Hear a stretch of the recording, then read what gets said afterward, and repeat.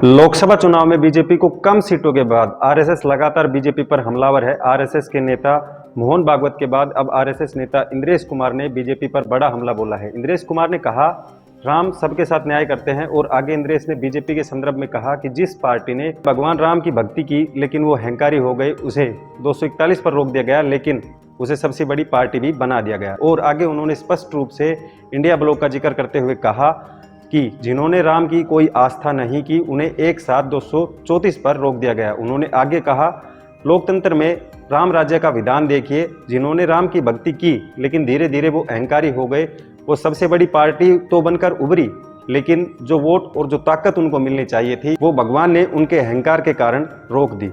ये बयान तब आया जब कुछ दिन पहले आरएसएस प्रमुख मोहन भागवत ने कहा था कि एक सच्चे सेवक में अहंकार नहीं होता और वो गरिमा को बनाए रखते हुए लोगों की सेवा करता है। इसी के साथ उन्होंने सरकार को मणिपुर की तरफ भी ध्यान देने का सुझाव दिया और कहा कि मणिपुर में यह सब शांत करना होगा।